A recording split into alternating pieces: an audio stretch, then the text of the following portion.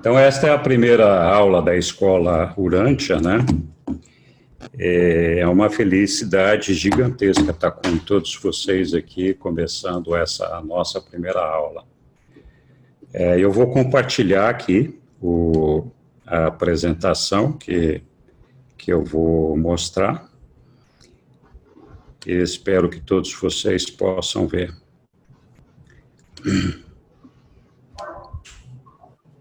Alô, Henrique, está me ouvindo? Oi, estou ouvindo. Se você puder me colocar como co-host, eu acabei caindo, só para eu te auxiliar aqui se algum microfone fizer ruído. Bom, daqui a pouco eu te ponho lá, porque eu tô...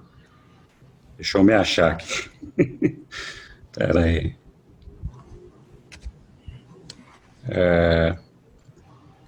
Preciso descobrir como é que eu vou fazer isso agora, né? É só você ir na minha imagem aí, nos 3 pontos, você clica e ativa. Tenho que achar você aqui primeiro. É que tá cheia a sala, né? Tá cheia a sala. Ups.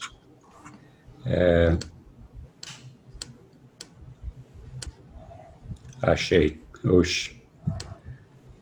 Co-host. Ok. Fechou. Bom. Tá todo mundo vendo a minha tela aí? Sim. Ok. Sim. Ótimo. Então, eu só queria, antes de começar a falar da nossa aula de hoje, lembrar que a Escola Urântia surgiu de uma demanda e de uma iniciativa de um grupo de estudantes. Essa demanda foi abraçada pela UAB, que é a Urântia Associação do Brasil, e no desejo de servir e promover a disseminação dos ensinamentos do livro de Urântia. Então, o propósito da Escola Urântia, ela pretende contribuir para a formação de líderes e instrutores, e o nosso propósito nessa formação de líderes e instrutores é incentivar a formação de grupos de estudo. Apesar de que nós vamos, na Escola Urântia, fornecer certificados de participação, a gente não pretende que essa escola seja formadora de doutores, e muito menos formadora de uma elite ou de uma classe ou uma casta diferenciada. Então, o propósito é ajudar as pessoas a estudarem o livro de Urântia, e para aquelas pessoas que têm o desejo de servir e não se sentem confortáveis, quem sabe participando das nossas classes, das nossas aulas, elas consigam, então, conquistar essa coragem para assumir a responsabilidade de uma participação mais ativa na comunidade urantiana, inclusive formando grupos de estudo. Então, essa que é a ideia da escola. Tem muita gente, às vezes, fazendo uma concepção equivocada dos nossos propósitos aqui.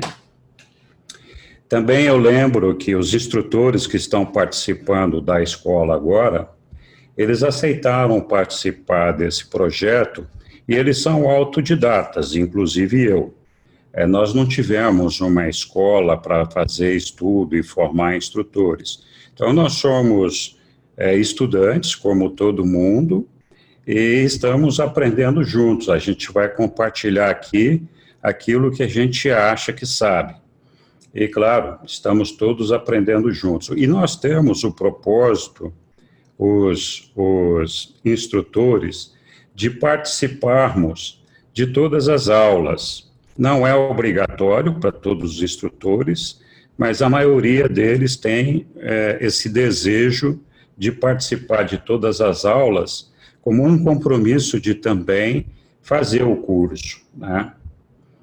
Então, o curso ele é desejável como uma forma de compartilhar conhecimentos, aprimorar os seus estudos, descobrir e eliminar dúvidas, E, repito, não é um pré-requisito para ser um instrutor. As pessoas que quiserem falar comigo podem fazer contato através do meu e-mail, que está aparecendo aí na tela, e o meu WhatsApp. Isso para discutir os temas desta aula, que se eu puder ajudar em outras coisas também, vou estar à disposição. Esta aula vai ter uma duração de cerca de 1h30. Nós vamos responder as perguntas no final da aula. Nós vamos ter um espaço... Só um minuto. Todo mundo está vendo? Porque eu só estou vendo as pessoas, não estou vendo mais nada além disso. Está sendo compartilhado aqui um slide. Eu estou vendo. Eu não. Eu estou vendo. Eu estou vendo. Eu também. Eu também estou vendo. Eu também. Eu também estou vendo. Então... Ok, sou eu então. Algum problema aí no seu aí, Sussu. Então, assim, continuando, nós vamos ter 1h30 de aula aproximadamente. Eu vou responder algumas perguntas no final da aula, 2 a 4. Nós vamos encerrar a aula e depois de encerrada a aula eu vou continuar na sala para que as pessoas que desejem discutir mais, se aprofundar mais, fazer perguntas, fique à vontade. Nós vamos ficar aqui o tempo que for necessário para responder a todas as dúvidas. Então, eu peço que todos mantenham seus microfones desligados e assim permaneçam até que a gente autorize a liberação deles. Eu vou fazer uma pausa rapidinha para a gente se concentrar e estar aqui focados na nossa aula. Então, eu peço que todos fechem os olhos, respirem profundamente 3 vezes.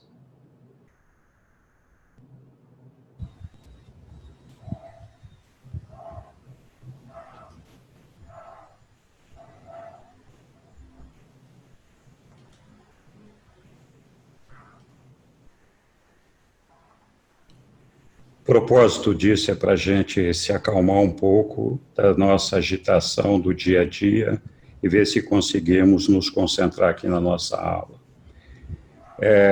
Quero agradecer ao nosso Pai Celestial por estarmos aqui todos reunidos em nome dele, pedir que o Espírito da Verdade nos mostre o caminho, que o Espírito Santo nos encha de sabedoria, e que o nosso ajustador do pensamento amplie a nossa capacidade perceptiva. Amado Micael, nós vos pedimos que, se for da vontade do nosso Pai, cures as nossas feridas físicas, mentais e espirituais, e que nos permitas ter a coragem e o discernimento para ver e aceitar a vontade de nosso Pai, vislumbrando as soluções e o futuro que Ele nos reserva. Amém.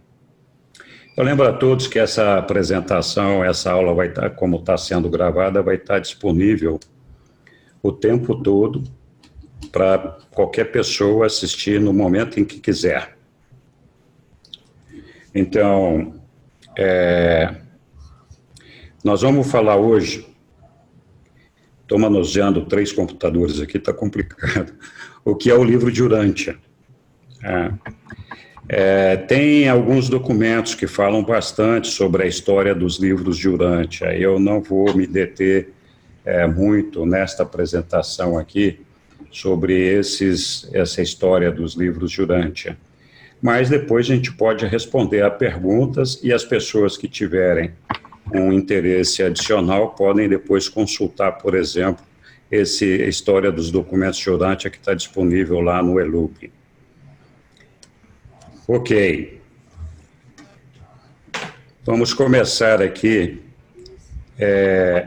Eu acho que é importante a gente criar uma base, um entendimento, para a gente poder desenvolver o nosso raciocínio em cima daquilo que a gente vai falar aqui.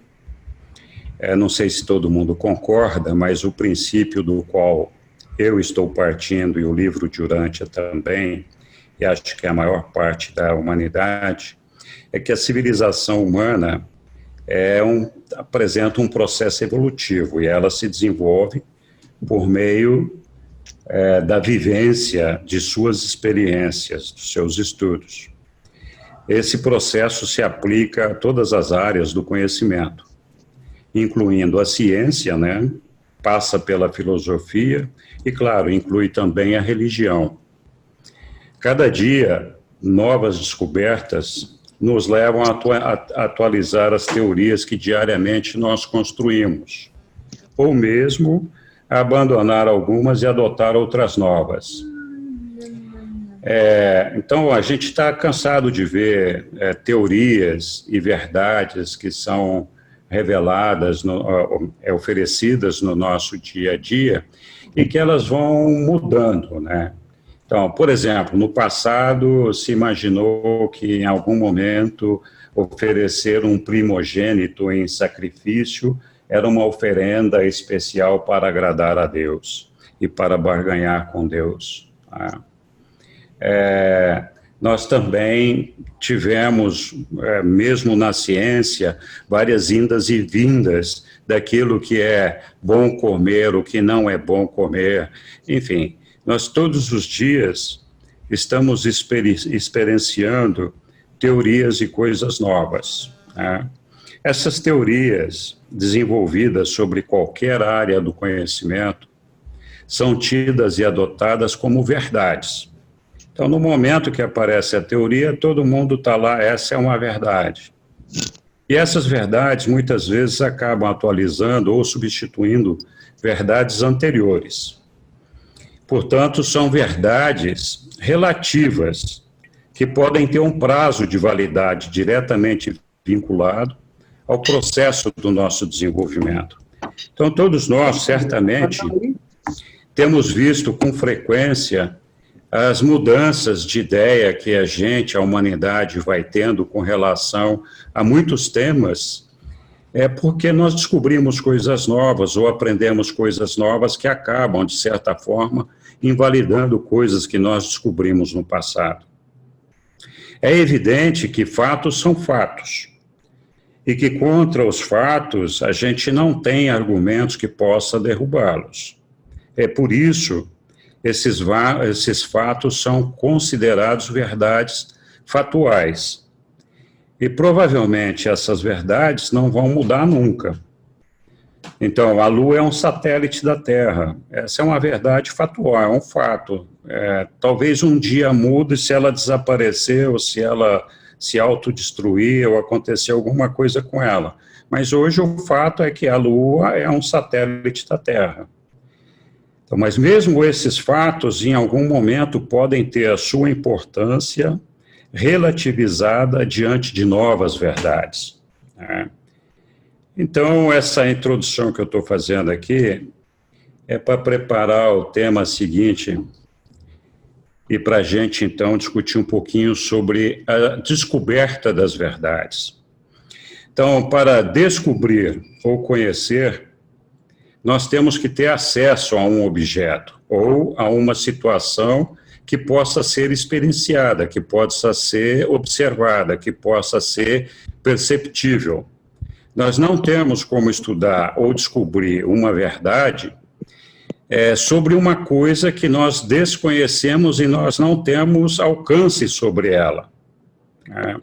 Então, é preciso que a gente tenha uma situação ou um objeto ou alguma coisa definida para que nós possamos perceber e conhecer, ou descobrir como funciona aquela coisa. O cosmos inclui diferentes níveis de realidade. Esse é um tema muito importante que nós vamos estar falando no livro de Urantia o tempo todo.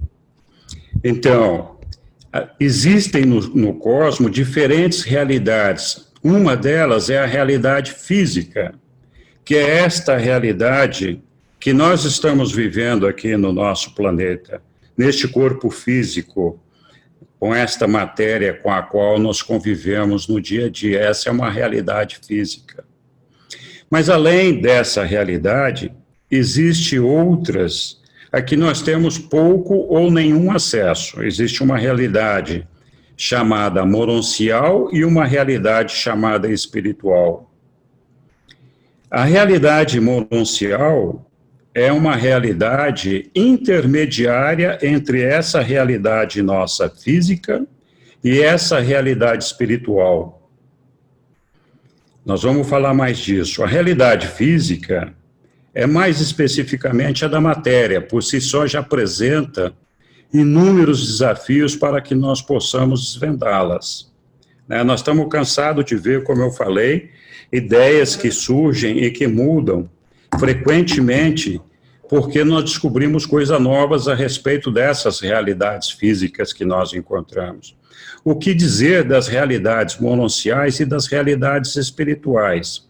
Então, a realidade mononcial é uma realidade que também é física, mas menos física que esta que nós estamos vivendo, ela é mais espiritual, e, portanto, é uma realidade a qual, desprovidos desse sentido da realidade espiritual, nós ainda não temos acesso a muita coisa da área mononcial, e menos ainda da realidade espiritual. Essa realidade espiritual é meio que uma coisa oculta para a maioria de todos nós. O livro nos conta, o livro de Urantia, que o ser humano possui 5 sentidos. Todos nós sabemos disso. Mesmo esses poucos sentidos que nós temos, eles são inferiores a de muitos dos animais, como o olfato, por exemplo, a visão, o ouvido. Está cheio de animais que enxergam melhor do que nós, tem um olfato mais aprimorado do que nós e um ouvido muito mais aprimorado. O livro de Urantia nos revela que os sentidos mononciais, então uma pessoa que já está no ambiente mononcial, tem 70 sentidos. E que as ordens espirituais mais elevadas, aquelas que já alcançaram um estágio bem elevado de espiritualidade, a quantidade de sentidos varia entre 70 e 210 sentidos. Então, como nós podemos perceber essas realidades mononciais e espirituais desprovidas desse sentido? E qual é a realidade de Deus? Deus é uma realidade material, mononcial, espiritual. A gente sabe que Deus é espírito. Como que nós podemos conhecer ou descobrir a Deus se não for por uma revelação dele mesmo? Ou podemos percebê-lo e vivê-lo e amá-lo por uma experiência pessoal nossa. Então, o que é uma revelação de Deus? É Jesus? É os milagres de Jesus? É a obra de Jesus? Ou, sei lá, a criação de Deus? Talvez a criação do cosmos? Então, de que forma que eu posso me aproximar de Deus e descobrir mais sobre Deus, Não só sobre Deus, mas sobre a obra dele, sobre a criação dele, sobre o cosmos, por exemplo. Então, tendo isso em mente, e sabendo que o nosso conhecimento, a nossa ciência, ela evolui vagarosamente e sempre dentro das áreas de domínio do homem, não é difícil supor que o homem tem pouca ou nenhuma chance de desvendar muitos mistérios, não só os físicos, mas principalmente aqueles mononciais e os espirituais. Por conta disso, nós podemos concluir que para desvendar alguns mistérios, nós precisamos de ajuda. E essa ajuda somente pode vir de uma fonte que esteja em um nível acima daquele alcançável pela nossa percepção humana cotidiana. É justamente essa ajuda que nós chamamos de revelação. Então, portanto, a fonte da revelação deve ser sempre supramaterial ou supra-humana, porque ela tem que nos mostrar aquelas áreas que nós não podemos desvendar por nós mesmos, coisas da campo físico, campo moroncial ou da realidade espiritual.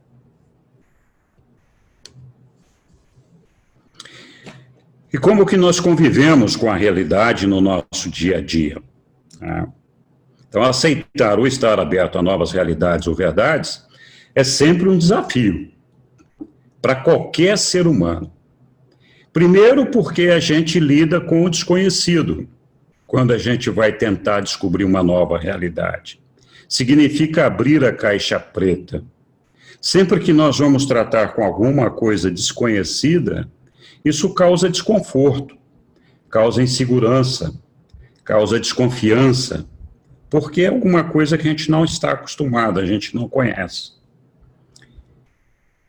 Outra coisa que dificulta as nossas descobertas, as novas realidades ou verdades, é que descobrir uma nova realidade muitas vezes implica em deletar ou substituir velhas teorias ou verdades.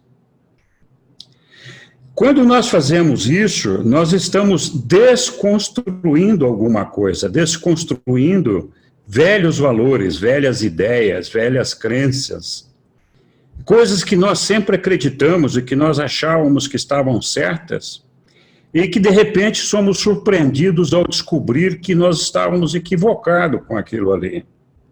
Então, quando acontece uma situação dessa, nós temos uma perda temporária de identidade. E isso nos afasta de um porto seguro. É sempre muito difícil admitir que nós estivemos errados ou estivemos equivocados. É sempre muito difícil quebrar padrões, quebrar velhos costumes, desapegar-nos das coisas às quais nós estamos habituados. Então, esse é o desafio de lidar com novas realidades. Muita gente não quer nem saber de descobrir coisa nova, fica confortável no seu ambiente, na sua caixinha, e fala, pelo amor de Deus, não me traga nada novo, nenhum desafio novo, porque eu estou muito bem neste espaço que eu tenho. Eu não quero descobrir mais nada, não quero tratar com nada desconhecido. Tem gente que vai sempre no mesmo restaurante, senta na mesma cadeira. Tem gente que come todo dia a mesma coisa, não quer experimentar uma coisa nova. E assim vai. Cada um de nós, às vezes, nos apegamos a determinados hábitos, a determinadas coisas, que são as coisas que nos trazem conforto. Mas ao fazer isso, nós perdemos a oportunidade do desenvolvimento, de descobrir novas realidades, de descobrir as verdades. Outro aspecto interessante de conviver com as realidades é que o que é supramaterial ou supra-humano sempre levanta suspeitas. Sempre que aparece alguma coisa supramaterial ou supra-humano, a gente tem questionamentos e dúvidas, pois essas coisas escapam muitas vezes aos nossos sentidos, ou envolvem ilusões. Frequentemente, nós não temos como comprovar, atestar a veracidade ou a autenticidade desses eventos, ou desses fenômenos. Então, muitas vezes, esses fenômenos, essas coisas, emplacam por meio da nossa fé, ou por meio da construção lógica de alguma teoria em nossa mente. Então, quando a gente vê aquilo, analisa, pensa e reflete sobre aquele tema, a gente diz, olha, isso faz sentido, tem um fundamento, pode ser verdade, né? Por outro lado, também é impressionante como muitas vezes nós nos deixamos levar por coisas, fenômenos ou eventos que realmente não fazem nenhum sentido. Elas simplesmente emplacam por ilusões ou crenças, do tipo, que bom se for assim, eu gostei que é assim. Então se encaixa mais nos nossos sonhos e desejos do que propriamente numa análise fria que nós possamos fazer de se aquilo faz sentido ou não, né?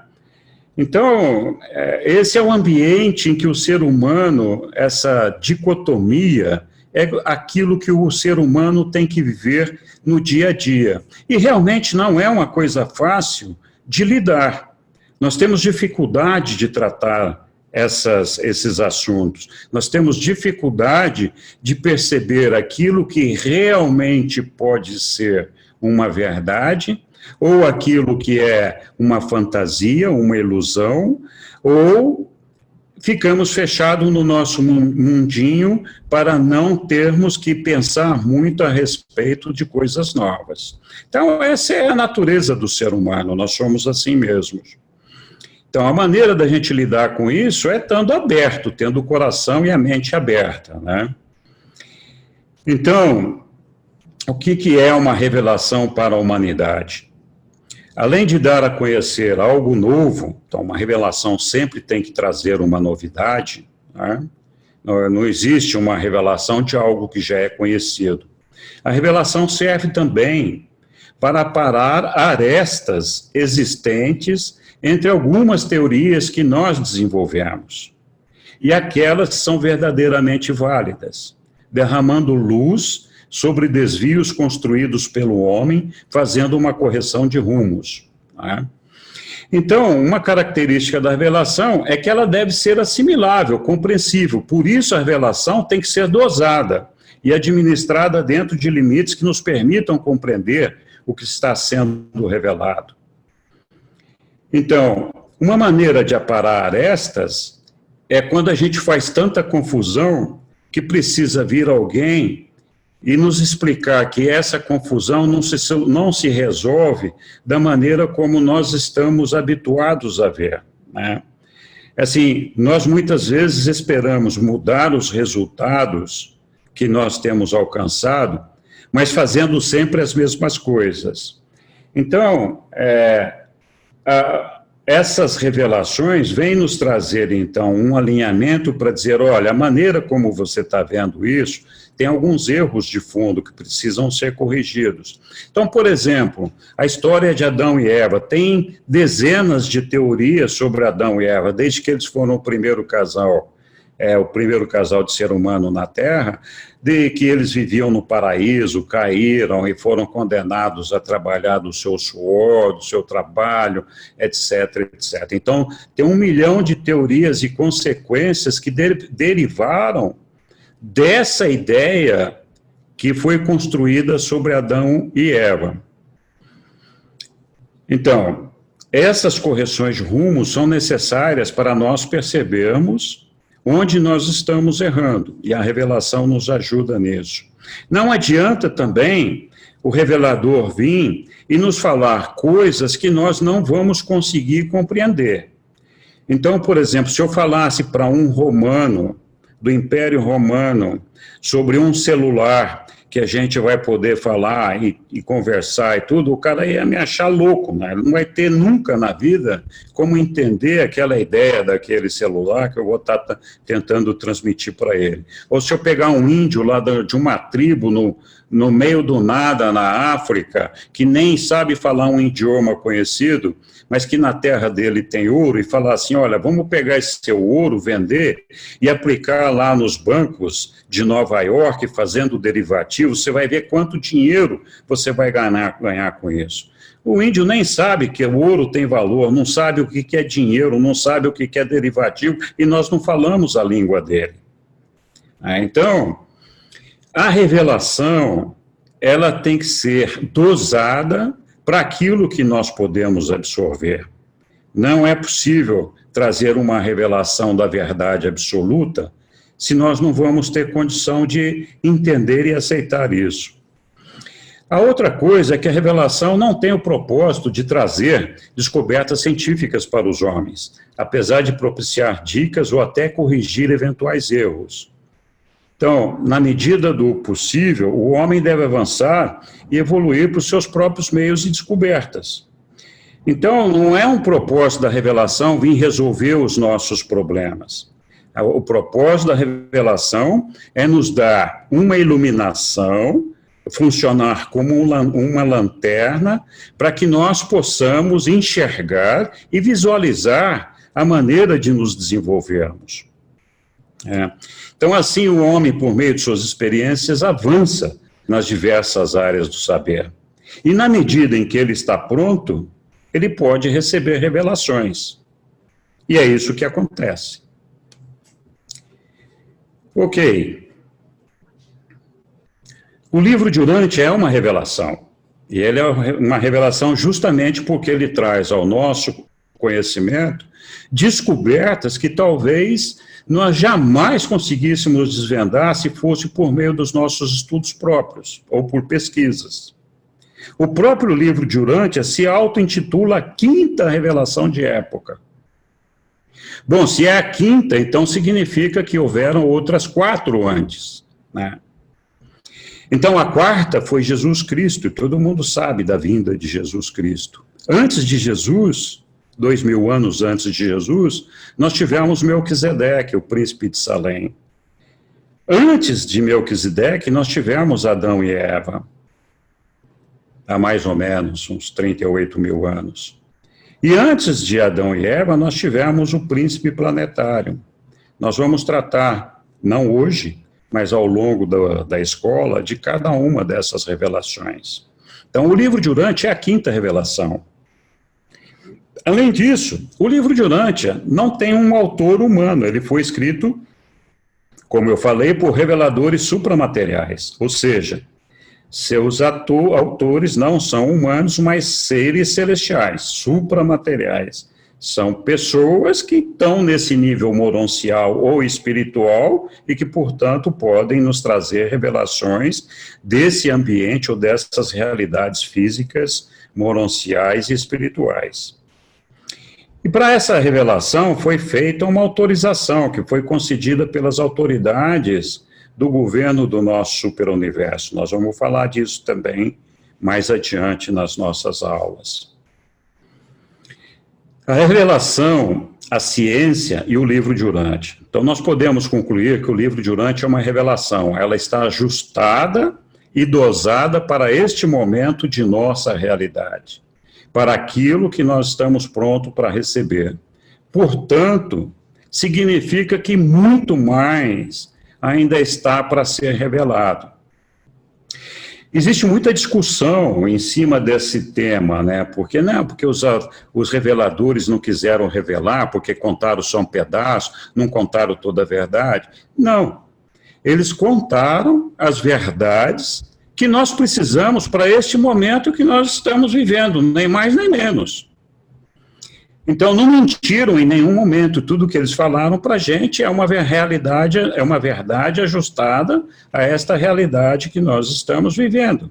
Então, qualquer coisa que a gente especular além disso, pode ser interessante, pode ser instigador, pode ser excitante, mas não é uma coisa necessária para que nós possamos evoluir e alcançar a realidade que Deus pretende que nós alcancemos a partir do momento que nós estamos vivendo agora.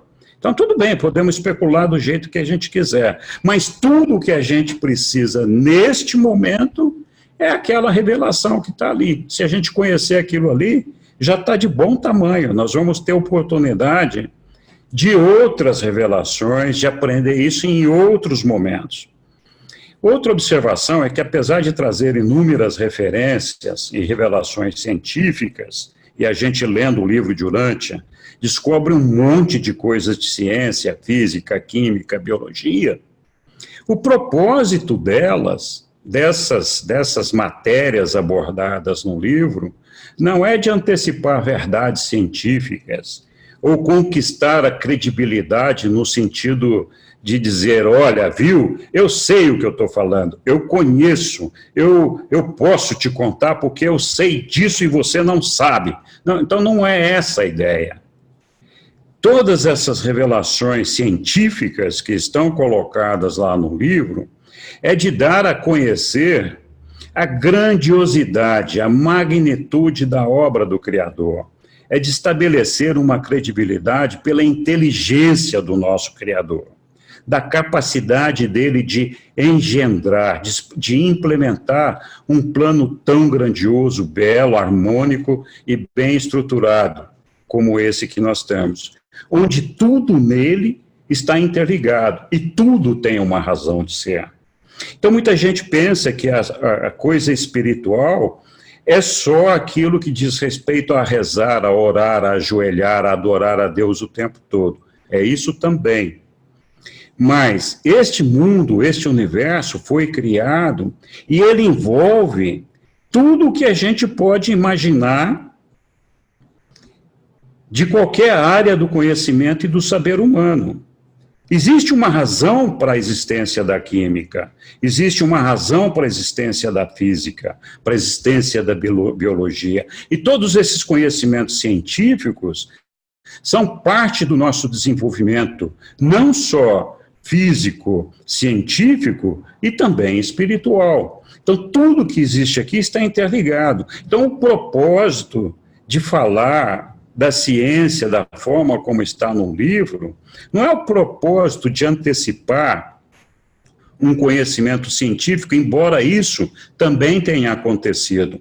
O propósito é de estabelecer as correlações, as interligações necessárias para nós sabermos da grandiosidade do plano do Pai e de que maneira tudo que existe no cosmos está interligado de uma maneira ou outra.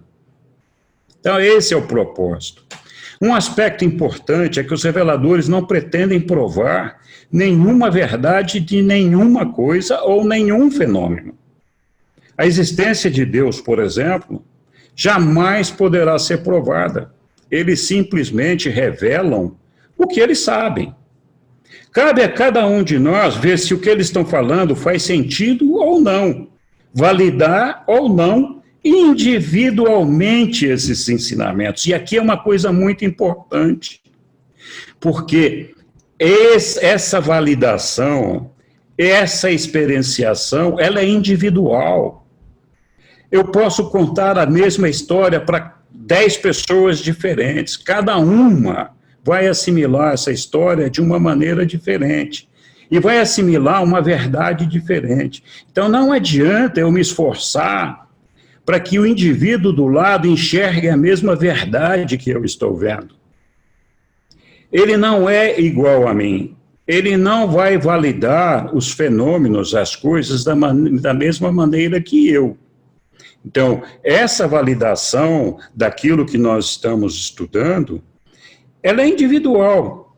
Então, todos esses ensinamentos nós devemos concluir se a obra se sustenta por si mesma ou não.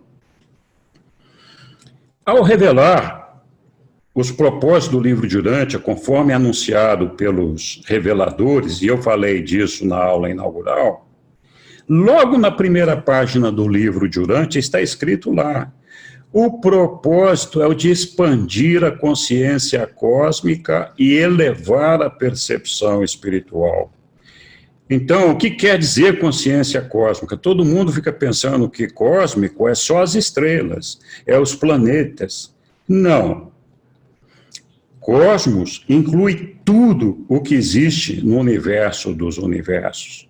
Coisas, pessoas, energias, sejam ela física, mental, espiritual, gravidade, significado, valores. O cosmos é também um sistema organizado, harmônico e belo. E é assim porque existe uma mente que o criou, que o controla e que o sustenta.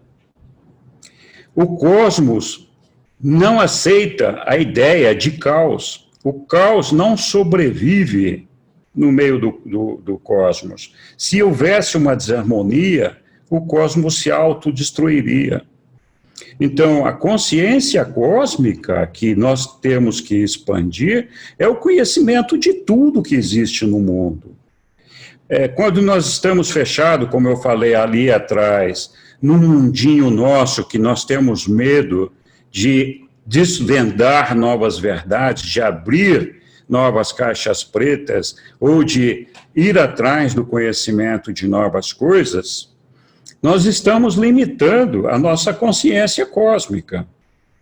Então, a única maneira de nós evoluirmos, de nós crescermos, de nós entendermos o que está à nossa volta e poder aprender e conhecer as realidades, é tendo essa expansão dessa consciência cósmica, expansão de uma consciência e de um autoconhecimento de mim mesmo, né? Do conhecimento das pessoas que me cercam, do ambiente que me cerca, e ir expandindo esse conhecimento até os limites insondáveis da eternidade. Então, quanto mais eu expandir isso, mais eu vou ter conhecimento de Deus, da obra de Deus, e ter conhecimento da capacidade, da magnitude de Deus. Tá?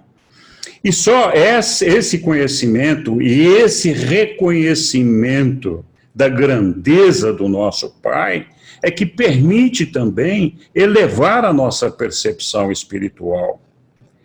Se eu não tenho um conhecimento que vai além do meu umbigo, fica muito difícil eu elevar uma percepção espiritual e reconhecer a Deus. Eu mal consigo perceber a mim mesmo. Tá? Então, essa é que é a ideia do propósito do livro de Urântia. Ok.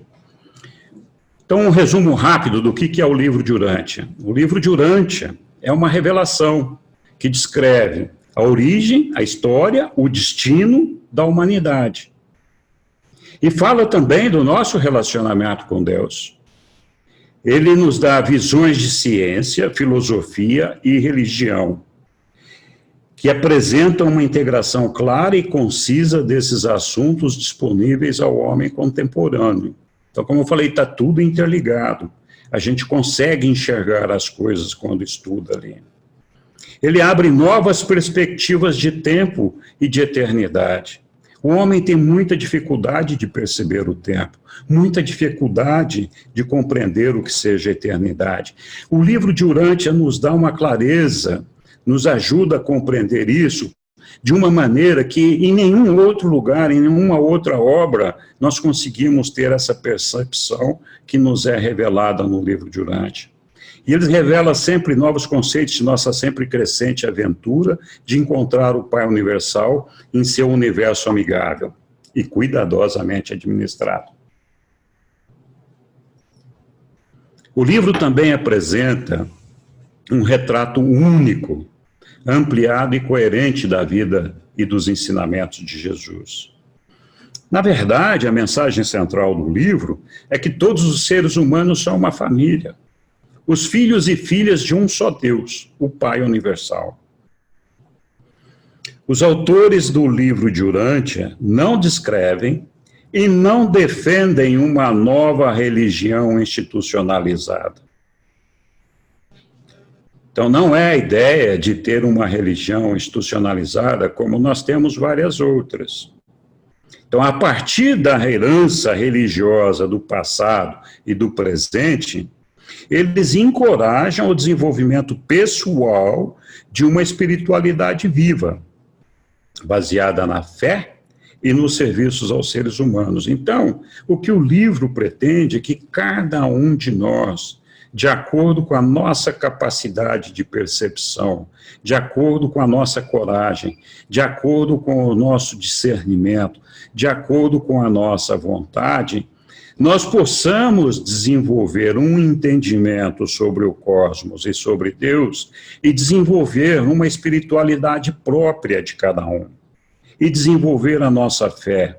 E isso sempre vai trazer o desejo de servir aos seres humanos. Então, esse despertar espiritual lançaria uma nova e melhorada era de relações humanas para que possamos realizar a fraternidade social em nosso planeta e alcançar uma paz duradoura para toda a humanidade.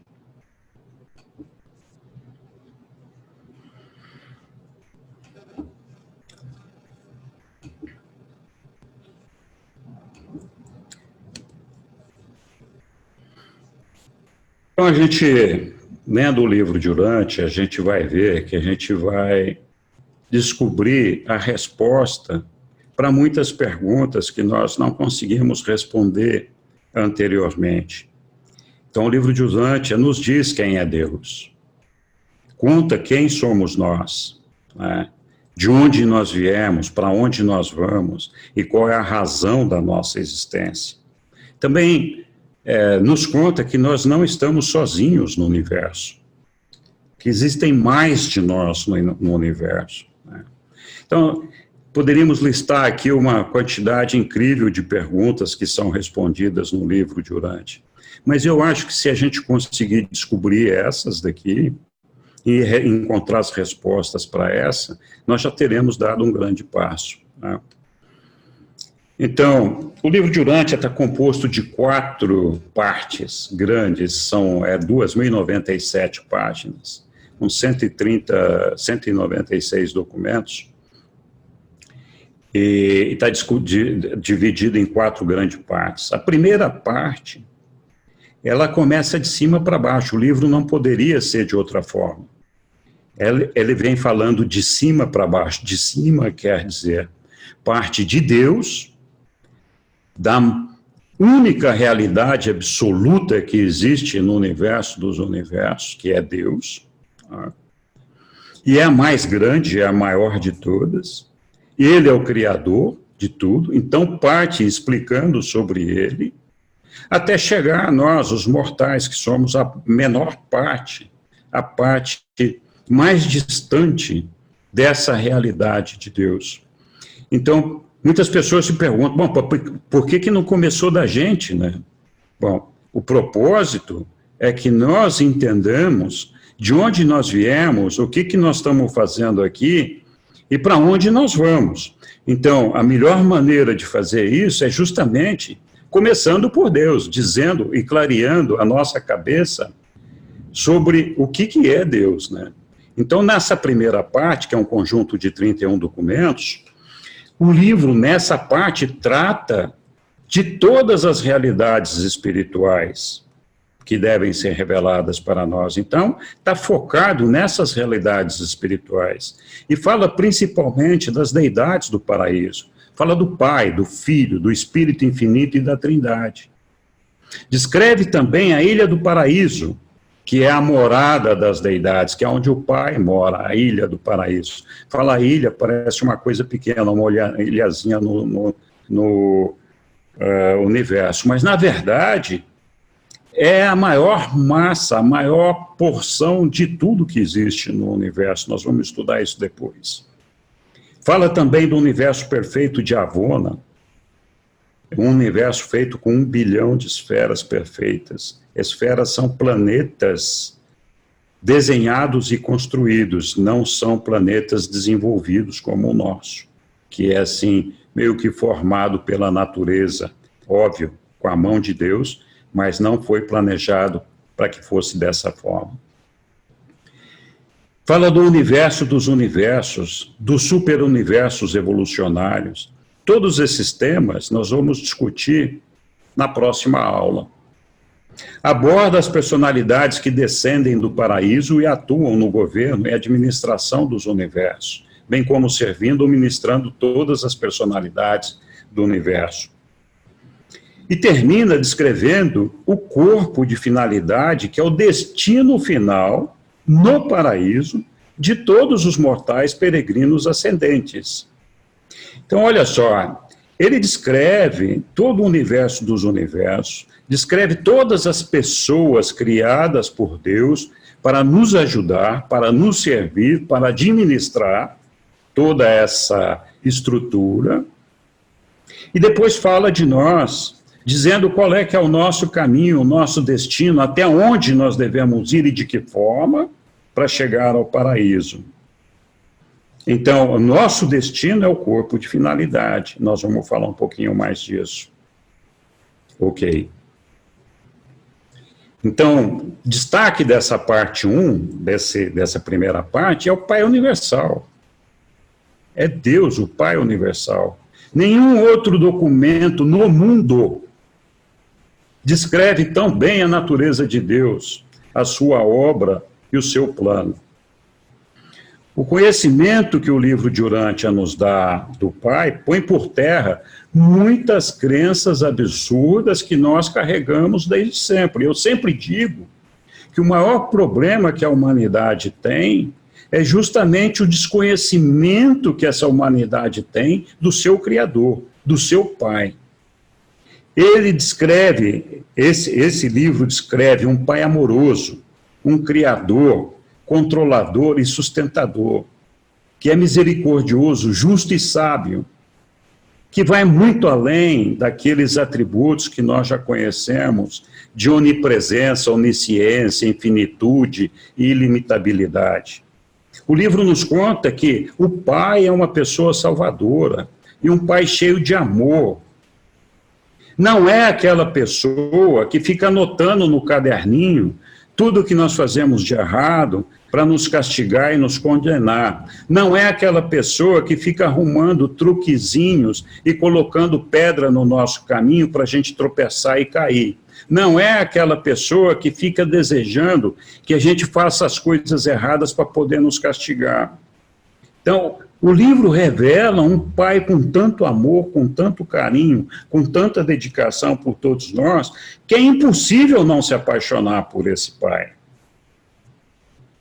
Ele também fala da realidade da existência de Deus, que é demonstrada na experiência humana pela presença divina que reside dentro do homem, o monitor espiritual, enviado do paraíso para viver na mente mortal do homem e para assisti-lo na evolução de sua alma imortal e na sobrevivência eterna. Jesus, lá, quando esteve entre nós, falou para a gente, não busqueis a Deus nos templos. Ele está dentro de vós. Então, apesar da distância que nós temos, que nos separa deste mundo em que nós estamos até o paraíso para chegar na presença do Pai, Ele não está esperando que a gente chegue lá. Ele já veio nos habitar. Ele mora na nossa mente. Ele está conosco todos os dias de nossa vida. É por isso que Ele sabe quantos cabelos nós temos na nossa cabeça. Tudo que nós pensamos, tudo que nós fazemos, tudo que nós desejamos, tudo que nós precisamos. Então, Ele não está esperando que a gente vá lá para encontrar Ele. Ele já nos encontrou. Ele está dentro de nós. E Ele faz isso com todos os mortais. Ele não escolhe mulher, homem, preto, branco, amarelo, vermelho, homossexual, heterossexual, não importa, bandido, criminoso. Ele está na mente de todos os homens, todos, sem exceção. Ele não faz acepção de pessoas. E tem uma razão para que seja assim. Depois nós vamos falar mais disso. O livro, nessa parte, também elucida o papel das personalidades, do Pai, do Filho, do Espírito Infinito e da Trindade. Quando era meu tempo de católico, eu sempre tive muita dificuldade de entender qual é que era o papel do Pai, o papel do Filho, do Espírito Infinito, o que queria dizer Trindade. Para a maioria dos cristãos, o Filho eterno é a mesma pessoa de Jesus. O livro nos conta que, sim, Jesus é filho do Pai, mas não é o Filho eterno. Segundo o livro de Urântia, Jesus é um filho criador do Pai, mas não é o Filho eterno, não é a segunda pessoa da Trindade. Então, é muito interessante a gente descobrir qual é a função do Pai, qual é a função do Filho, qual é a função do Espírito Infinito, e como essas três pessoas juntas formam a Trindade e de que maneira elas se diferenciam da Trindade. Então, compreender isso derrama luz e derrama clareza sobre uma coisa que nós sempre tivemos dificuldade de compreender. Nós vamos estudar muito isso. Então, também fala do propósito de aperfeiçoamento, né? Então, este mundo foi criado para que nós vivêssemos uma experiência de aperfeiçoamento, que é partir da imperfeição para a perfeição. Nós vamos falar muito disso também ao longo da escola. ao longo das aulas que virão. Então, o livro nos conta, a meta transcendente dos filhos do tempo é ir de encontro ao Deus eterno, é compreender a sua natureza divina, é reconhecer o Pai universal. As criaturas sabedoras de Deus têm uma única ambição suprema e um só desejo ardente, que é o de tornar-se, nas suas próprias esferas, perfeitas, como ele é perfeito na sua perfeição de personalidade do paraíso, e na sua esfera universal de supremacia da retidão. Do Pai universal, que habita a eternidade, emanou o supremo mandato: sede perfeitos, assim como eu sou perfeito. Na próxima aula, nós vamos falar um pouquinho mais disso, quando a gente estiver falando da cosmologia. Mas então, o nosso propósito aqui é um propósito de aperfeiçoamento, de alcançar a perfeição. Esse mandato magnífico e universal de esforçar-se para atingir a perfeição da divindade, vejam só, é o primeiro dever e deveria ser a mais alta ambição de todas as criaturas que batalham nessa criação do Deus da perfeição. Então, para chegar ao Pai, para chegar ao paraíso, nós só podemos alcançar essa meta se nós, em algum momento, alcançarmos a perfeição. Então, chegar ao paraíso significa conquistar a vida eterna, significa conquistar o paraíso. Mas isso só é possível se nós alcançarmos a perfeição. Porque não sei se alguém de vocês consegue imaginar um paraíso onde tudo lá não seja absolutamente perfeito. Se tiver imperfeição, não pode ser o paraíso. Não é verdade? Então, a possibilidade de atingir a perfeição divina é o destino certo e final de todos os homens. Quanto que cada um de nós coloca de prioridade nesse desejo, nessa vontade de alcançar o paraíso, de alcançar a eternidade, sobre todas as outras coisas. É uma coisa para se pensar. O livro de Urântia descreve de maneira única toda a cosmologia envolvida nessa obra. Então, é mais um destaque da parte 1. Fala por que Deus criou o universo dos universos, o tempo e o espaço, o finito e o absoluto. São coisas que estão lá no livro e muitos de nós temos dificuldade de compreender. A gente vai aprender tudo isso facilmente aqui ao longo das aulas. O que é o universo dos universos, as suas partes, as suas funções, a sua administração e governo? É muito grande, está dividido, existe uma estrutura, cada estrutura dessas tem uma função, cada estrutura dessas tem uma administração, existe um governo dirigindo o cosmos, formado por milhares de governadores, administradores. Nós vamos aprender sobre tudo isso. Então, tudo isso começa na Ilha do Paraíso, que é a morada das deidades, do Pai, do Filho e do Espírito. E o destino de todos os seres. Essa ilha, que nós estamos chamando de ilha, mas é uma massa colossal, ela é a centralizadora e difusora de toda a energia oriunda da primeira fonte centro. Então, tudo que você pensar de energia, de matéria, mental, física, espiritual, tudo emana dessa ilha. E ela é só uma catalisadora da energia que é emanada pela primeira fonte centro, que não é ninguém mais, ninguém menos que o nosso Pai. E que permite criar e sustentar todas as coisas físicas e materiais do cosmos. Ele avança explicando o universo perfeito de Avona, e esse 1 bilhão de esferas perfeitas. Depois fala dos 7 superuniversos evolucionários, onde os mortais no tempo finito, nosso tempo, nós mortais, vivem as suas aventuras, com as suas sedes e divisões administrativas, seus setores maiores e menores, seus universos locais. E o livro nos informa que tudo isso que foi criado foi para abrigar nada mais, nada menos que 7 trilhões de mundos habitados, do qual o nosso é só um deles. E a gente acha, às vezes, que a gente é a última bolacha do pacote. Então, o livro nos explica que o universo foi todo criado para abrigar esses 7 trilhões de mundos habitados. E termina explicando sobre os 4 anéis exteriores em formação, que abrange a área do absonito. Depois nós vamos falar mais disso também.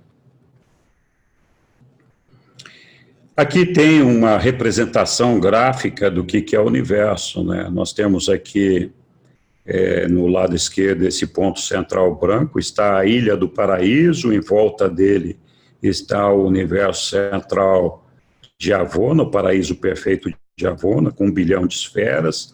Em volta disso estão os 7 superuniversos, do qual o nosso é apenas um deles, o nosso é o de número 7. E aí, os 4 anéis exteriores, que são esses anéis aqui, que estão do espaço exterior, que são 4 anéis que estão em formação. Nós vamos falar de tudo isso na próxima aula, com bastante mais detalhes do que estamos falando aqui. Ok. A parte 1 ainda descreve uma hoste gigantesca de seres celestiais presente nos universos do universo, alguns de função administrativa, como os anciões dos dias, que são os governantes de cada superuniverso, outros difusores da energia mental e espiritual, que são os espíritos mestres, muitos com o propósito de servir, como é o caso dos mensageiros solitários e supernafins, que têm tarefas específicas, ainda outros com o propósito de criar, como os filhos criadores, os Micaéis, do qual Jesus era um deles, é um deles. Outros com o propósito de ministrar, como os filhos avonais, que são os ministros e juízes planetários, ou ainda os filhos dainais, que são os instrutores da Trindade. Então, o livro nos conta sobre uma miríade de seres criadas por Deus para administrar o cosmos, para ter uma forma de governo e para nos ajudar, para ministrar, para criar coisas, para nos orientar, para nos guiar, para nos assistir. É impressionante a quantidade de seres e personalidades que o nosso Pai colocou para que toda essa nossa experiência fosse factível e que nós pudéssemos alcançar a nossa meta. Finalmente, essa parte 1 fala do corpo de finalidade, que é o nosso destino final, é onde nós vamos chegar. O corpo de finalitores mortais representa o destino conhecido até o presente momento dos mortais ascendentes do tempo, e que já se fusionaram ao ajustador. Então, aqui eles estão falando de uma fusão ao ajustador. O ajustador é aquele monitor em nossa mente, é o Pai em nossa mente, é Deus dentro de nós. Então, o que eles estão dizendo aqui, que para chegar no corpo de finalitores, em algum momento nós, cada um de nós, vai alcançar uma fusão com esse ajustador, com esse Pai, que é a maneira de nós ganharmos a condição de espírito. Vamos falar bastante disso depois. O livro de Urântia descreve toda a trajetória que nós iremos cumprir, desde a nossa concepção neste mundo até nós chegarmos no paraíso. Ele descreve os desafios, o trabalho e as glórias dessa trajetória. Ele fala do futuro, do trabalho dos finalitores depois de nós termos chegado lá no paraíso. Então, essa é uma pergunta que eu sempre me fiz, né? Quando chegar no paraíso, o que a gente vai fazer? Vai ficar vendo anjinhos tocando flauta, tocando harpa, um senhor de cabelos brancos sentado num trono dourado, que é Deus, e vendo a vida passar, ou o que nós vamos fazer depois que a gente chegar lá? O livro também fala disso. Então, especula-se também que sobre o nosso futuro, que depois que os superuniversos tiverem alcançado o estágio de luz e vida. O estágio de luz e vida é depois que tudo tiver alcançado a perfeição. Ok. Aí termina a primeira parte do livro e ela começa a falar da segunda parte, que é o universo local. Todos os superuniversos, eles têm dentro deles o universo local, e eu vou mostrar daqui a pouco uma representação gráfica disso. Então, o universo local essa parte do livro trata das realidades moronciais, que são as realidades entre o físico e o espiritual. Então, nessa parte do livro, nós vamos ver as realidades moronciais. Ele descreve o nascimento e a formação de um universo local. A sua criação por um filho Micael em parceria com uma ministra divina. Então vai falar de como que Jesus, o nosso Micael, criou o nosso universo local. Tudo o que ele fez em parceria com a ministra divina, que é uma filha do Espírito Infinito. Mostra como está configurada a divisão geográfica e como administrativa, né, para servir e ministrar aos 10 milhões de mundos habitados que compõem cada universo local. Então, aqui eles nos contam que cada universo local é formado por 10 milhões de mundos habitados.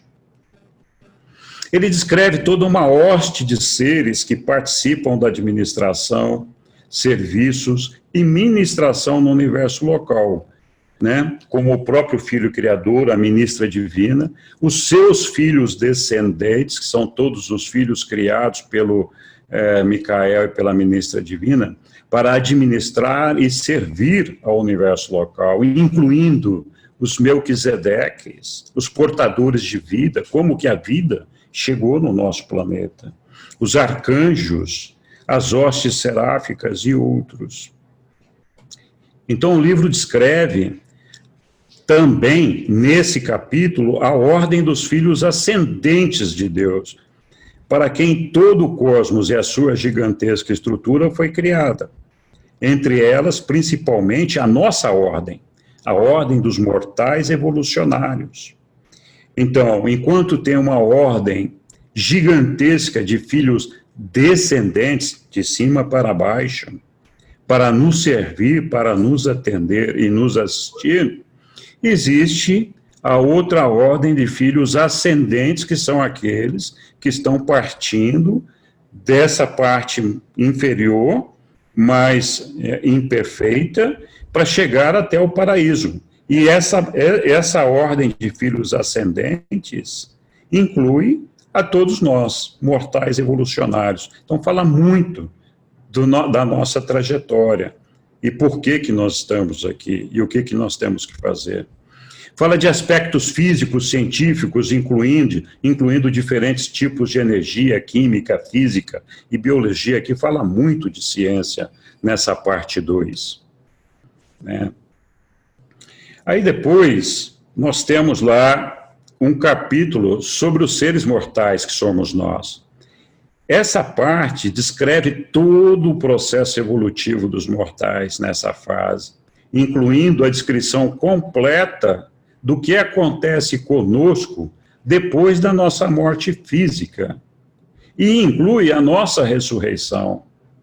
E como será a nossa vida depois da ressurreição, que será a nossa vida moroncial, até nós alcançarmos a fusão com o nosso ajustador do pensamento, alcançarmos a fusão com o nosso Pai. Depois de alcançar a fusão com o nosso Pai, nós vamos partir do nosso universo local, nós vamos deixar o universo local. Então, nós terminamos a nossa experiência no mundo moroncial, que é vivida no universo local, e adentramos na nossa experiência espiritual no âmbito do superuniverso e, posteriormente, Avona e o paraíso. Então, tudo isso, o livro descreve, passo a passo, o que vai acontecer com a gente se a gente resolver que vai seguir essa carreira evolucionária até chegar no paraíso. O livro também fala e explica dos mundos habitados existentes em cada universo local, descrevendo as diferentes ordens de seres e habitantes, segundo a atmosfera dos planetas, dos elementos do planeta, da gravidade, temperatura, eletricidade, etc. Então, cada planeta é composto por um grupo de habitantes, como o nosso é composto por nós aqui, que são habitantes criados e desenvolvidos para poderem viver naquele ambiente daquele planeta. Então, a maioria deles é muito parecido com o nosso. Mas existem outros que precisam de uma condição física diferente em função do ambiente onde eles vivem. E todos esses seres, nós vamos encontrar quando a gente passar deste mundo físico para um mundo moroncial. Então, quando nós morrermos e ressuscitarmos do outro lado, nós vamos ter oportunidade de conviver com todos esses seres, de todos os planetas que habitam o nosso novo universo local. E à medida que a gente avançar para dentro do superuniverso, Avona, e chegar ao paraíso, nós vamos ter oportunidade de conviver com seres de todos os lugares do cosmos, de todos os tipos, de todas as formas, né? Então, ele explica o escape terrestre dos mortais, né? Como que nós morremos e saímos deste mundo e deixamos essas esferas do nosso nascimento. Também explica a forma de administração planetária, né? Quem governa, quem dirige, espiritualmente falando, o nosso desenvolvimento, né? Fala dos príncipes planetários. Tem uma ordem de seres aqui que estão a nos governar. Nós vamos falar muito disso aqui também, né? Inclui também, ainda nessa parte 2, a forma de administração planetária pelos príncipes planetários. E muito interessante, eles falam aqui na parte 2 sobre os Adãos e Evas. Eles falam da origem dos Adãos e Evas, de onde eles vêm, qual é que é a missão deles, qual é que é o serviço deles em cada mundo planetário.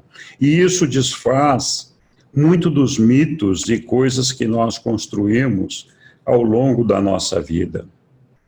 O livro também fala de Lúcifer, descreve a rebelião de Lúcifer, que nós tantas vezes ouvimos falar, e todas as consequências dessa rebelião, por que aconteceu, quem é Lúcifer, e onde ele está, o que está acontecendo. Então, ele fala tudo sobre Lúcifer, né?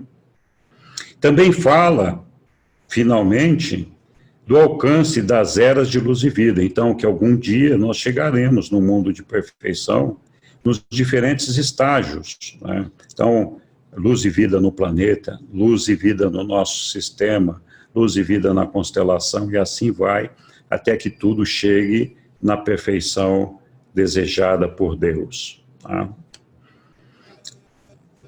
Então, aqui tem uma representação gráfica daquilo que a gente encontra dentro de cada superuniverso. Talvez ajude a compreender um pouquinho do que eu falei. Nós vamos estudar isso daqui mais detalhadamente na próxima aula.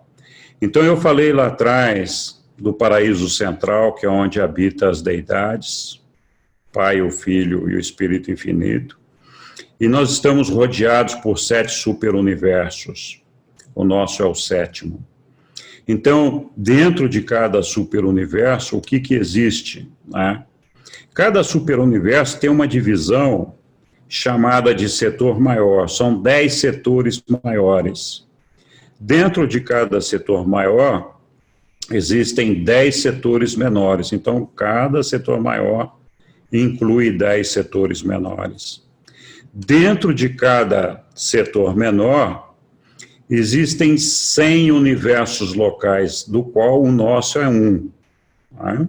Então, existem 100 universos locais dentro de cada setor menor. Aí, dentro de cada universo local, isso são divisões geográficas e administrativas. Dentro de cada universo local, existem 100 constelações. Dentro de cada constelação, existem 100 sistemas. Cada sistema engloba 1000 planetas habitados.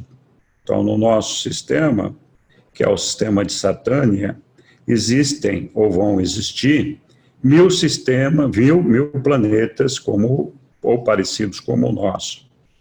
Então, essa é a configuração que a gente encontra. Para resumir, em cada superuniverso tem 10 setores maiores, com cada um deles com 100 setores menores, cada um deles com 100 universos locais, cada um deles com 100 constelações, cada um deles com 100 sistemas, e cada sistema com 1000 planetas. Traduzindo em números de planeta, um sistema tem 1000 planetas, uma constelação 100.000, e vai assim nos 7 superuniversos. Tem 7 trilhões de planetas habitados. Então, por isso que existe toda essa estrutura administrativa, governamental, setorizada, dividida, etc. Então, nós vamos estudar isso na próxima aula, com mais detalhes. Essa parte dos setores maiores, setores menores, os superuniversos, o paraíso central, etc., é onde acontecem as realidades espirituais. Nós só vamos chegar lá quando nós formos espírito. Esta parte tem os 100 sistemas, as constelações, os universos locais, é onde acontece a realidade mononcial. E nós vamos vivenciar isso depois que nós deixarmos o nosso mundo aqui, através da nossa morte física, alcançarmos a ressurreição e passarmos por todo esse caminho aqui para evoluirmos em direção ao nível espiritual. Os planetas habitados é onde acontece a realidade física, essa que nós estamos vivendo aqui agora. Ok. Aí depois nós avançamos na parte 3 pela história de Urântia, né? Que é a história do nosso planeta, de como ele aconteceu, como se formou, tudo mais. Nesta parte nós estudamos as realidades físicas.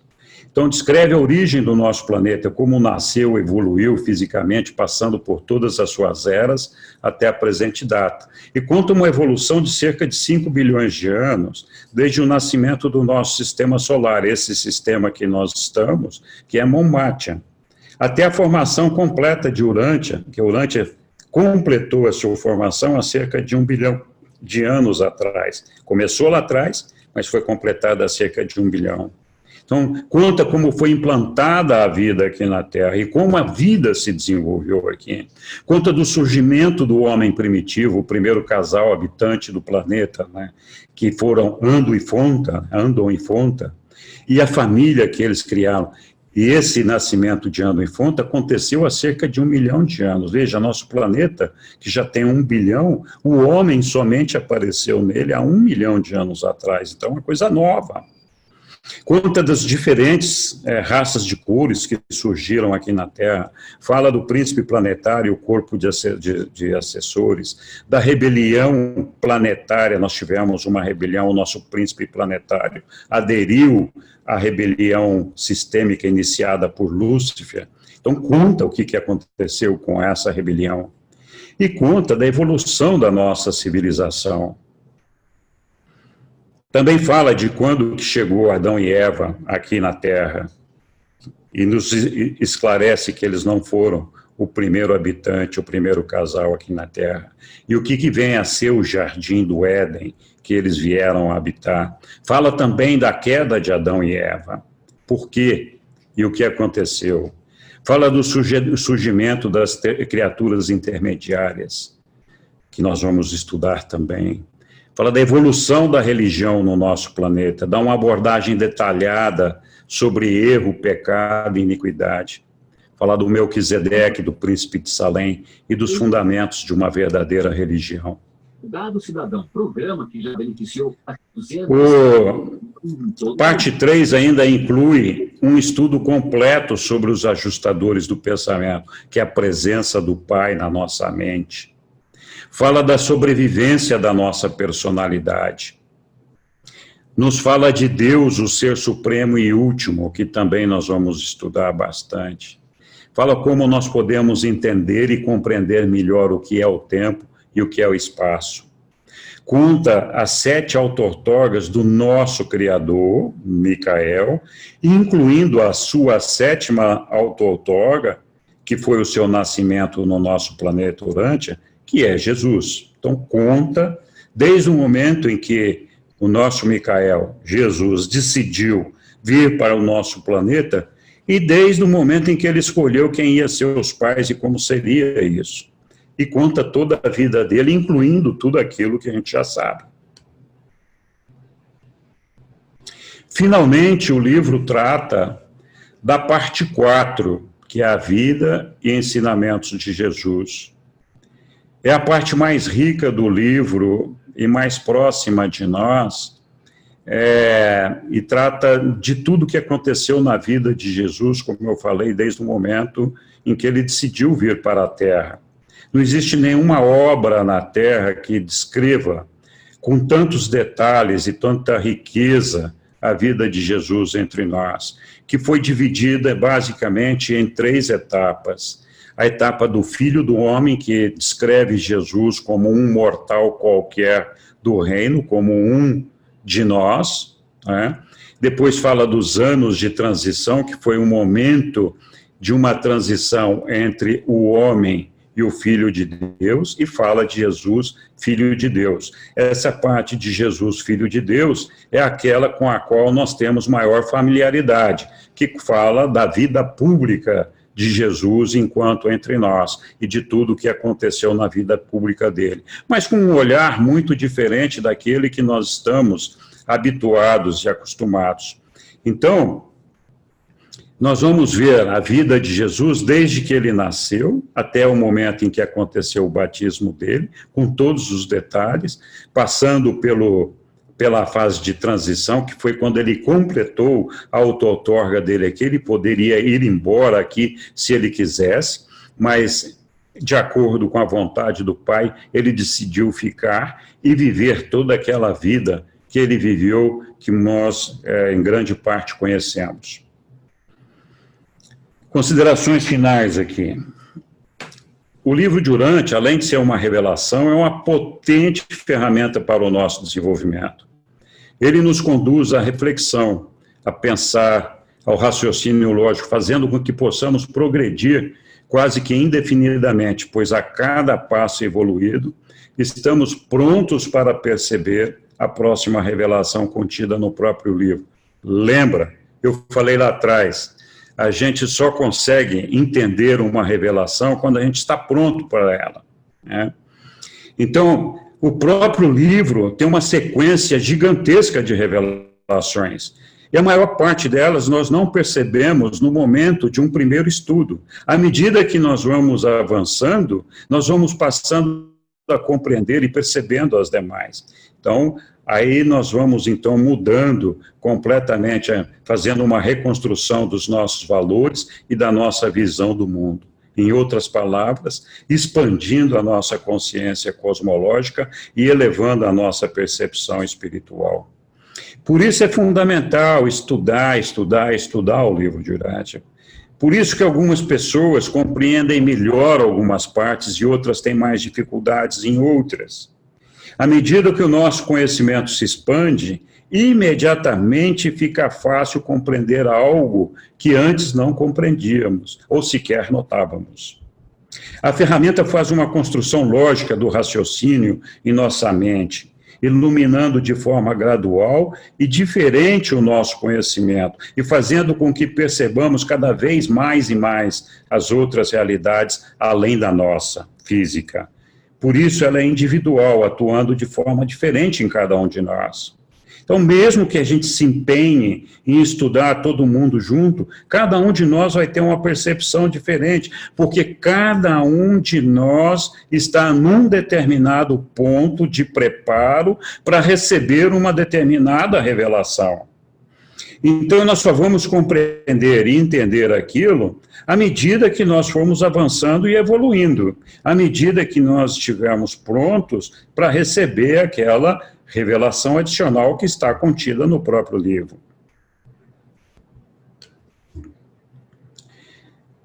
O Pai nos faz unigênitos, únicos, para que cada um de nós possa lhe entregar uma experiência. Ele não deseja receber duas experiências iguais. Se o Pai quisesse receber uma única experiência, ele teria feito apenas um de nós. Ele não precisaria 7 trilhões de planetas habitados. Por isso, nós temos que respeitar as experiências que cada um de nós pode entregar ao Pai. Se a verdade que nós visualizamos é relativa, nós falamos disso lá atrás, nós devemos ter a cautela em transmitir essa verdade aos nossos irmãos. Porque se ela é relativa para nós, pode ser muito mais relativa para eles também, né?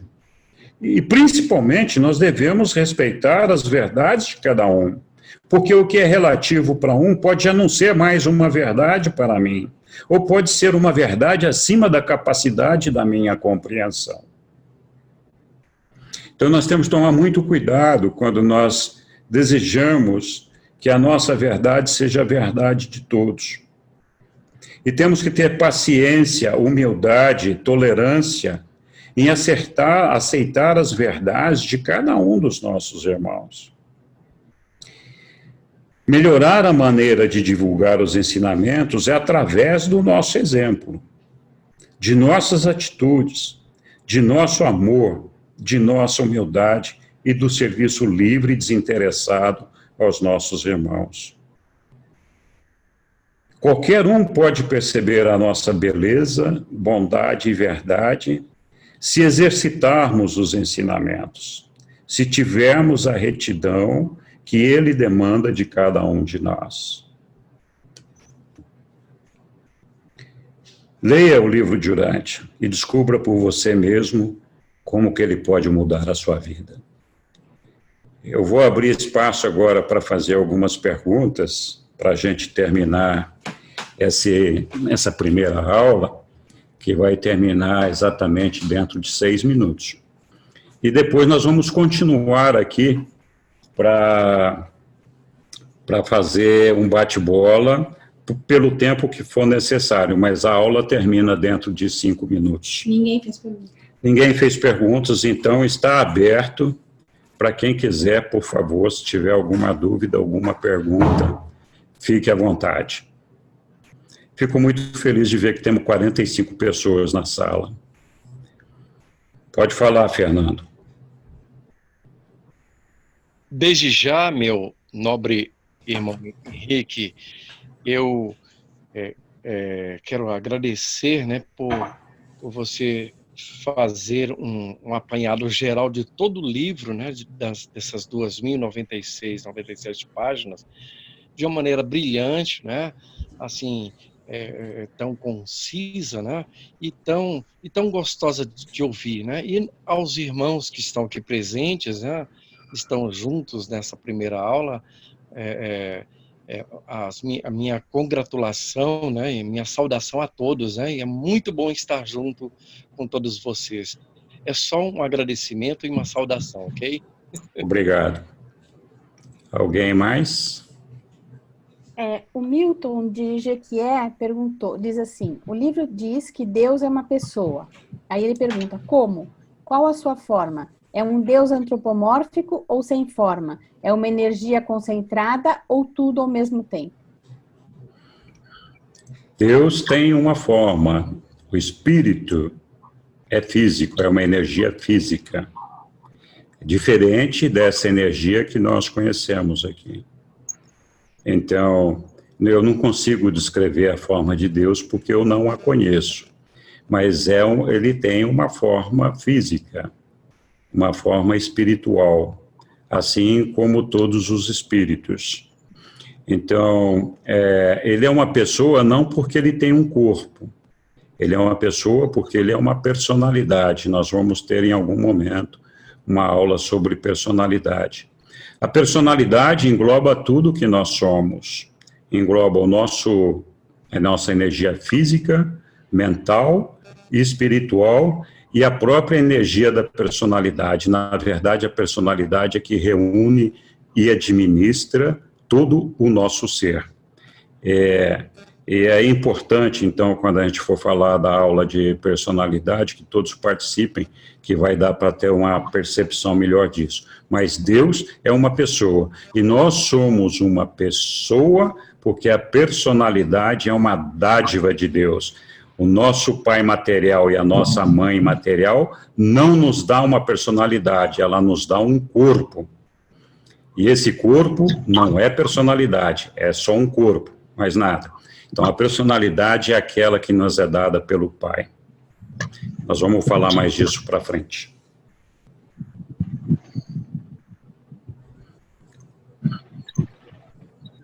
Outro?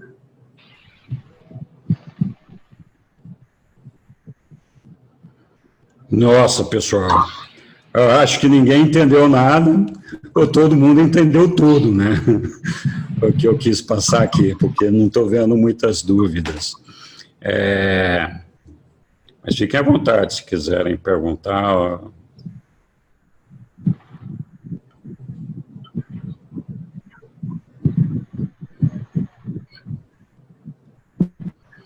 Bom, na próxima aula, nós vamos falar, e ficou comigo também a próxima aula, porque nós não conseguimos arranjar mais instrutores no final, acabou ficando comigo. A próxima aula vamos falar de cosmologia.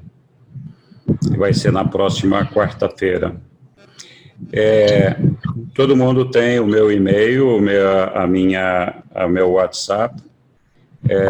Pode me encaminhar as dúvidas que houver. Eu vou tentar responder a todos. É um esforço de não deixar ninguém sem resposta.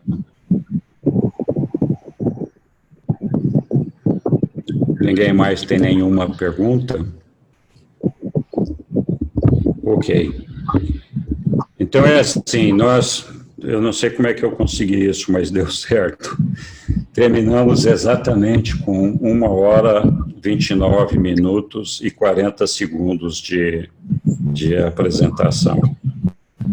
Muito obrigado a todos vocês. Foi para mim uma honra e um momento muito importante poder dividir esse espaço com vocês e ter feito esse apanhado, esse resumo que foi feito aqui.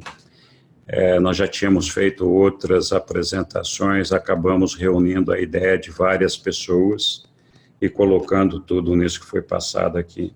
Eu espero que tenha dado uma boa visão do livro e que tenha despertado a curiosidade em todo mundo para devorar o livro, como eu fiz. E espero que todos se empolguem e venham para a próxima aula. Muito obrigado. Eu vou parar de gravar agora, mas vamos continuar aqui na sala enquanto vocês quiserem.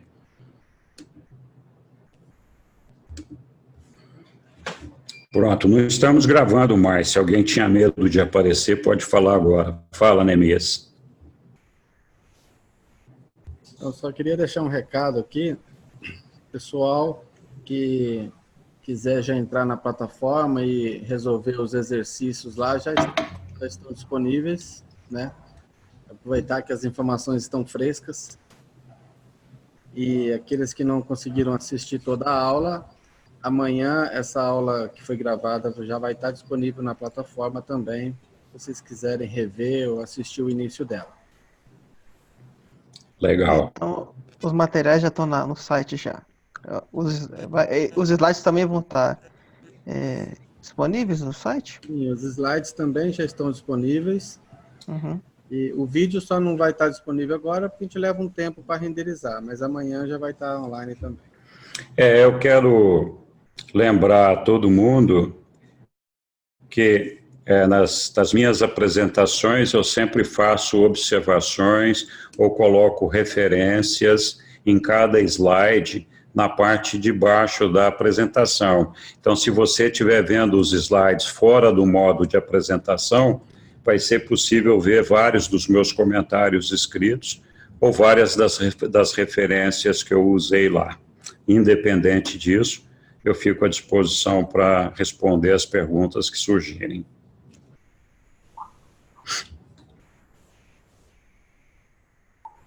Bem. Que legal, pessoal. Poxa vida, muito obrigado a todos vocês por terem participado. Nós que agradecemos, foi muito bom. Boa noite, boa noite. Foi maravilhoso. Boa noite, obrigada. Maravilhosa. A aula fantástica, elucidativa, clara, muito boa. Parabéns. Obrigado. Parabéns à equipe aí, Neemias. Vocês estão de parabéns. Aí, valeu, diretor.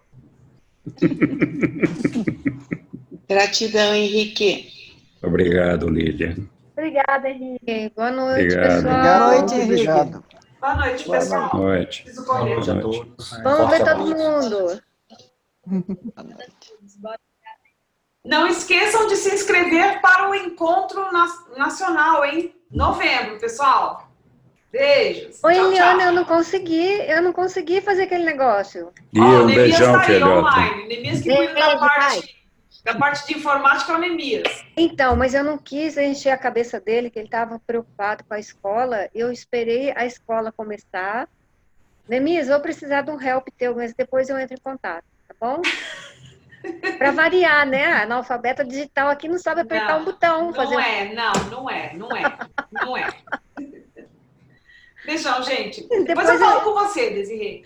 Tá bom. Tchau, gente. Tchau, boa noite. Um abraço. Tchau.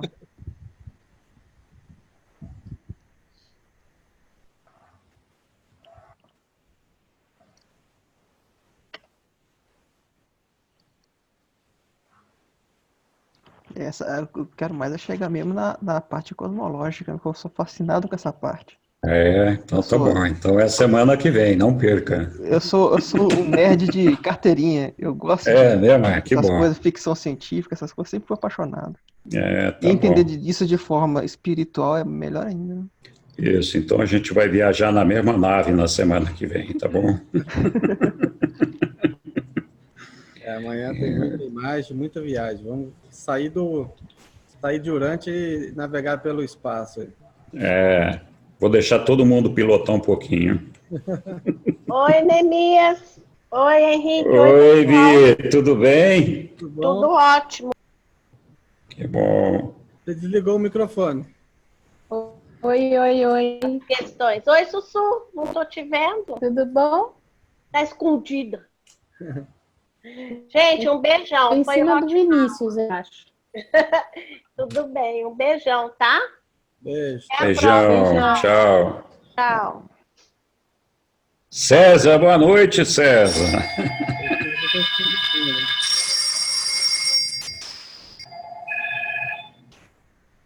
Alô?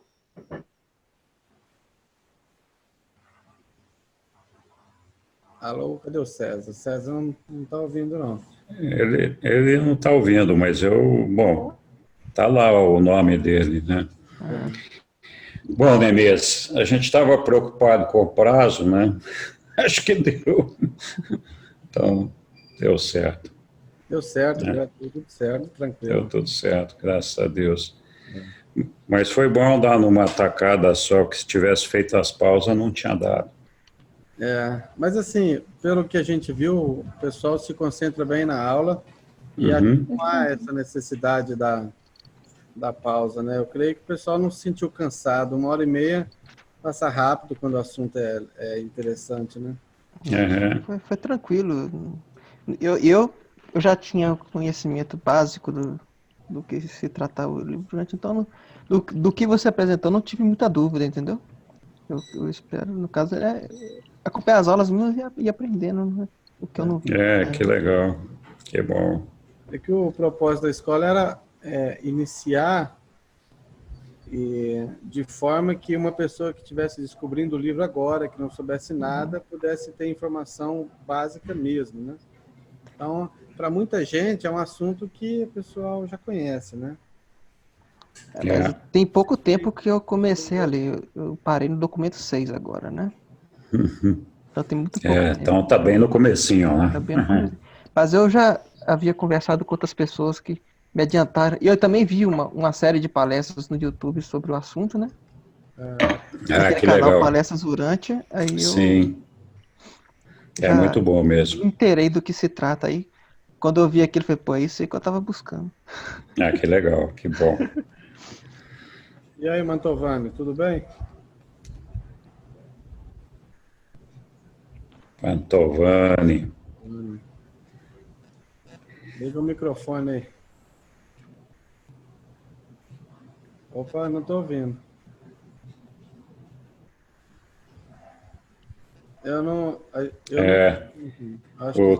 O seu som não está saindo, Mantovani, por alguma razão.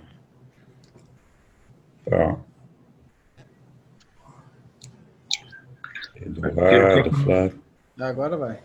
Tem um pouco o som, porque tem uns passarinhos aqui de vez em quando que eles estão alto. Eduardo, né? Isso, Eduardo. Tá. Mas foi muito boa a apresentação, para mim foi uma tranquilidade, porque eu já ando, né? Já é velho de coisa, né?